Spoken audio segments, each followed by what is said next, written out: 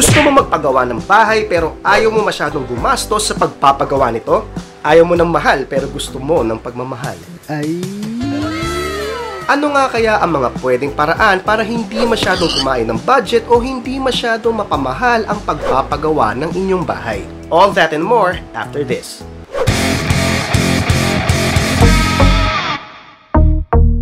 May mga bagay sa pagpapagawa ng bahay na pwedeng magdagdag sa construction cost nito. Ito ang ilan sa mga pwedeng magpamahal sa pagpapagawa ng inyong bahay. Una, kanto ng bahay. Lingid sa kaalaman ng iba, isa sa malakas kumain ng budget sa construction ay ang labor cost. Ang labor cost ay ang ibinabayad sa taong kailangan para magawa ang iyong bahay. On the average, by experience and by percentage, the labor cost and material cost may vary from 50-50 to 40-60 o baliktad.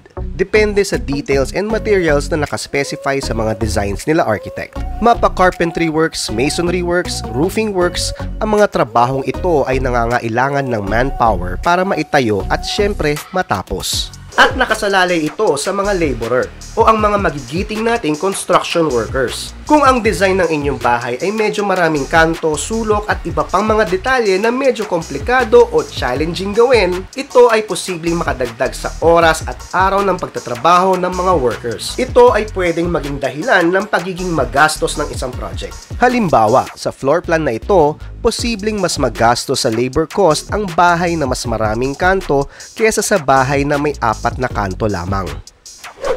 Diba?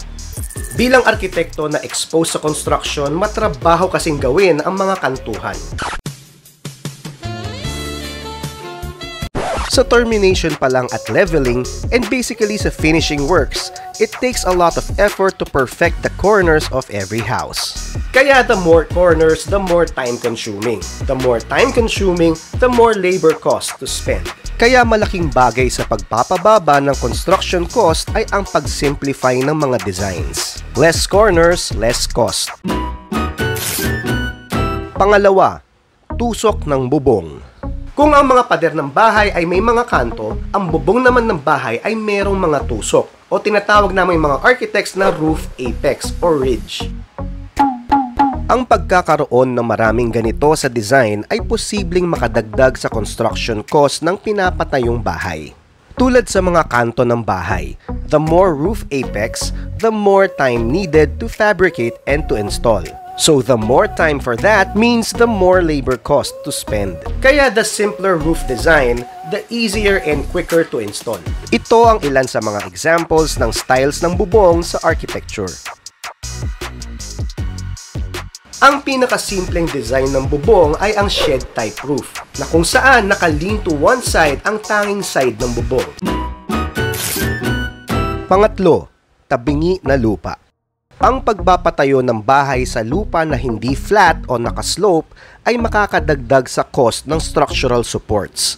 Ang structural supports ng isang bahay ay dinidesign ng mga civil structural engineers o civil engineers for short. Sila ang nag-aral at in charge para siguraduhing matibay at structurally stable ang mga design na bahay nila architect. Kabilang din sa kanilang napag-aralan at expertise ang pagdidesign ng mga tulay at mga kalsada. Maliban sa mga electrical engineers at plumbing engineers na kasama nila architect sa pagdidesign ng inyong bahay, ang mga civil engineer ang magsisiguradong matibay ang magiging design ng inyong bahay. Pang-apat, walang maayos at detalyadong design. Maraming nagsasabi na dagdag gastos ang kumuha ng mga architects and engineers para i-design ang bahay. Ang totoo niyan, kung walang design na pinagbabasihan ang construction ng inyong bahay, aasa lang ang trabahador na gagawa nito sa bahala na matapos lang na sistema na kung saan wala siyang pinagbabasihan na guide o instruction sa kung ano ang dapat gawin. Dahil doon, malaki ang tsansa na patsamba-tsamba lang ang pagtatayo ng inyong bahay at mahirap umasa sa tsambahan. Parang loto. Yun ang magastos. The more errors means it will force you to rectify or redo the errors.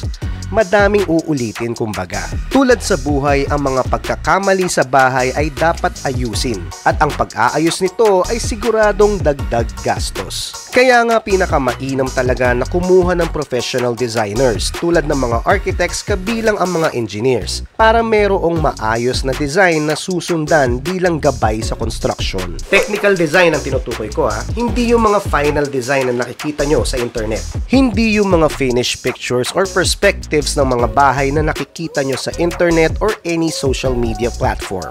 Ito yung mga nakikita sa blueprint and construction drawings ng mga architects na kung saan makikita kung ano ang mga sukat ng bawat detalye ng bahay, anong mga materyales ang gagamitin sa pagtatayo nito, paano ito ikakabit at hanggang saan ang mga detalyeng kinakailangan para maitayo ito ng maayos. Nabase din naman sa kanilang mga napag-aralan sa architecture school and professional experience. Ito ang ilan sa mga examples ng technical drawings na kasama sa serbisyo nila architect. Simpleng bahay pa ang example na yan pero ang dami ng ganap, di ba? Ang mga detalyeng ito ay importanteng gabay sa construction ng inyong bahay para maayos itong maitayo ng naaayon sa National Building Code. Kaya mas siguradong maitatayo ang bahay mo nang hindi lang naaayon sa batas, kundi naaayon din sa siyensya at sa matinding pag-aaral. Ilan lang ito sa mga pwedeng magpamahal ng construction ng inyong bahay. Ilan lang yan pero malaking bagay yan kung ayaw mong mapagastos ng husto sa pagpapagawa ng iyong bahay. Kung gusto mo pang makatipid sa pagpapatayo ng inyong bahay, you can also check out my other tipid tips video on this channel. Kung madami kang natututunan sa panonood ng video na ito, don't forget to like and share this video. For more architectural tips, advice, lessons, and know-how, subscribe to this channel and click on that notification bell icon to keep you updated on my latest posts. Ako si Architect Carlo at parating iisipin na sa tamang kaalaman sa pagtatayo ng bahay, siguradong may aasahan ng magandang kinabukasan. Kaya naman, may future. I want to send out my shoutout to Mr. Roald Arcangel and to all the frontliners of Mandaluyong City, DRRMO. Stay safe, be safe. Gusto mo magpagawa ng bahay pero ayaw mo... Bilang isang arkitekto na exposed sa construction, kung ang mga kanto, kaya mas siguradong maitayo,